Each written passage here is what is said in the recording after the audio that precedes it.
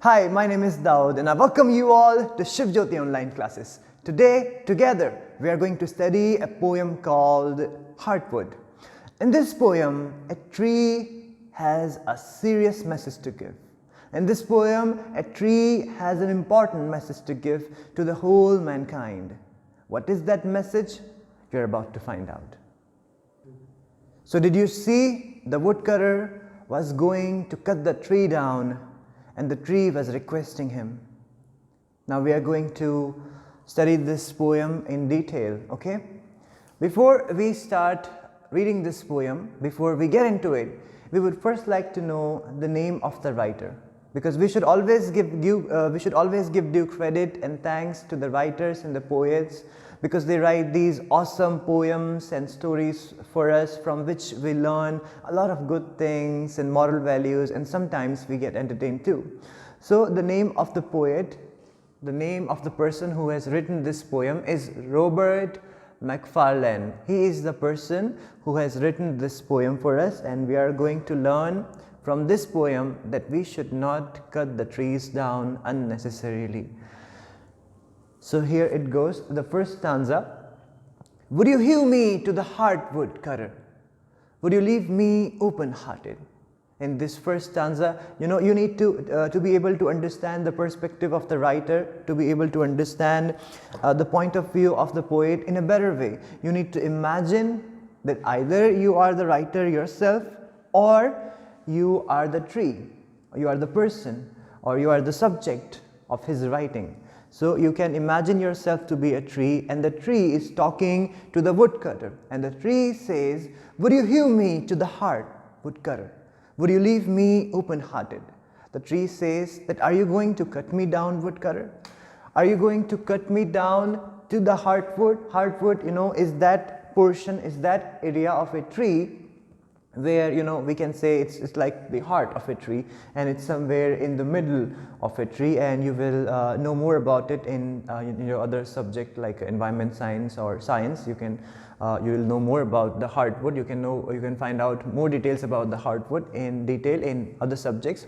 So here the tree is saying to the woodcutter that, would you hew me to the heart, woodcutter? Would you leave me open-hearted? Would you leave me vulnerable?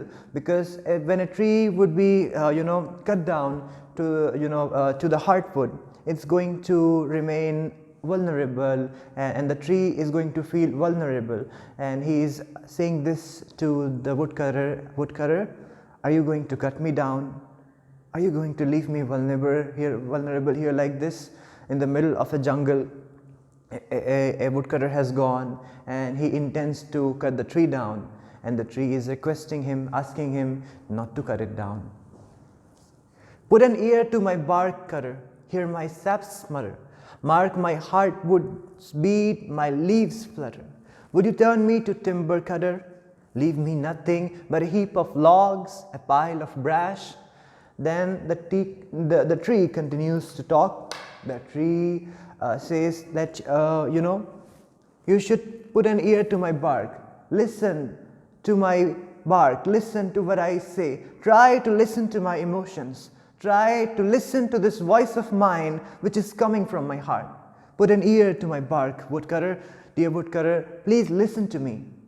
And then he continues that you should hear my saps mutter, which is, saps is a kind of juice inside a tree which is being up and down because of the fear of being cut down. Mark my heartwood's beat, my leaves flutter, and you can mark my heartbeat and my leaves, and you can see my condition that I am about to be cut down, you are about to kill me.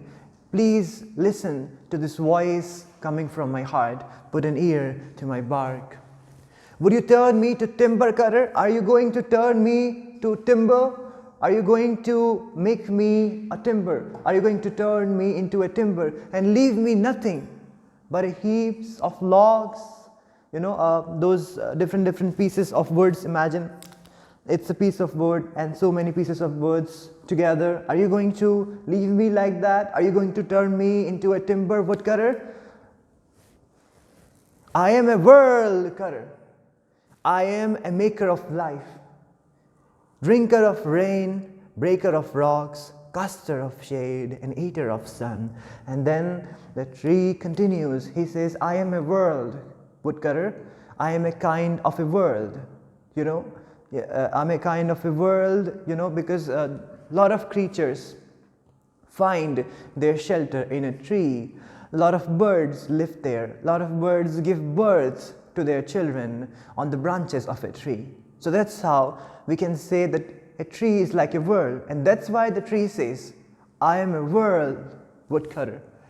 I am a maker of life. He is a maker of life. It calls himself the maker of life because a lot of birds are being sheltered. A lot of birds live there and they give birth to their children on the branches of a tree. This is also one of the reasons that this tree would like to call himself a maker of life. And then the tree continues, a drinker of rain, because he drinks rain. You know, whenever it rains, the tree grows up because of the rain. It drinks rain, and it's a breaker of rocks. It can break the rocks with its root, the rocks which are there on the ground, on the surface. And caster of shade, a tree is also a caster of shade when it's very hot summer. It's 48-degree temperature, it's 40-degree temperature, it's 42-degree temperature. You are roaming around and you are, you know, somewhere in an open ground, and suddenly if you find a tree, you know it's going to cast its shade on you. That's where you can find some peace, some relief in that hot temperature of that hot summer. So tree also provides human being shade. It's also caster of shade and eater of sun. You know, it protects us from sun. It's sun, 48-degree temperature. Imagine you are there traveling and, you know, suddenly you find so many trees and it's so pleasant there. You can go sit under a tree and you will feel so pleasant and so peaceful and so nice. So trees help us in so many ways. Trees are doing good things for human beings every day. Trees play a very important role, you know, in maintaining the goodness of our environment. I am timekeeper, breath giver, deep thinker, woodcutter. I am a city of butterfly, a country of creatures. And then the tree says, I am a timekeeper. The tree calls himself timekeeper because in ancient time, when people used to calculate time, they used to use trees also. One can find out how old a tree is by just looking at it. There is some kind of technique, there is some kind of knowledge behind this. Great scholars and great researchers, they can look at a tree and they can find out how old that particular tree is, and that way we can find out about the time. And that's why the tree calls itself timekeeper, that I am a timekeeper. I am a breath giver. You know, the trees absorbs carbon dioxide and they give you know, oxygen. You know that scientific fact. So that's how they are breath giver. Trees are breath giver because they give us oxygen and they absorb carbon dioxide. Deep thinker, he calls himself deep thinker also. Deep thinker, I am a deep thinker. I think deeply about the environment. You know, trees are busy doing wonderful things for human beings always. So that's why the tree calls himself a deep thinker. I am a city of butterflies, a country of creatures. Then the tree continues. I am a city of butterflies. I am a city for butterflies. Butterflies and other insects, they live around the trees. So I'm like a city for them. And I'm like a country for so many other creatures who use me as their shelter. And you know, they find shelter, they find shade, and you know, they treat me like their home. So I'm like a home for so many creatures here. Don't cut me down. Please don't cut me down. But my world takes years to grow, woodcutter, and seconds to crash. And then the tree reminds him that, you know, my world takes so many years to grow, years and years to grow. You know, when you plant a tree, it's very small. It needs water, it needs sun, and it takes so many years, and after so many years it becomes like this tall and so tall. So it takes years and years for a tree to grow and a second to crash and a second to cut it down. So the tree is requesting that, woodcutter, it takes so many years for my world to grow, and it will just take few minutes for you to cut me down. Please don't cut me down. Your saw can fell me, your axe can bring me low. Your axe can bring me low. The axe, that kulhari that you have in your hand, it can bring me low.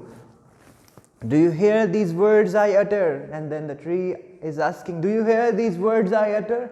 Do you hear the things that I am saying? Do you have any idea about how I am feeling right now? Do you even care about my emotions? Do you care about my feelings? Are you going to listen to the words I am uttering, or you are just going to cut me down? Have heart, woodcutter, have a heart. I ask this of you. Have you heart, woodcutter, have those who sent you? And then the tree requests him that please have a heart. And I'm asking this to you, that please have a heart. I'm asking this to all those who have sent you to cut me down, that please have a heart and don't cut me down. So this is it with this poem. And what have we learned from this poem? We have learned that we should not cut the trees down unnecessarily. No. We should not do that. Okay? So I'm going to suggest you something here. On your next birthday, you can plant a tree. And when you plant a tree, you are doing a great help to the environment. So this is it for today. Thank you for joining me. I'll see you very soon again. I really enjoyed spending this time with you. Peace be with you. God bless you.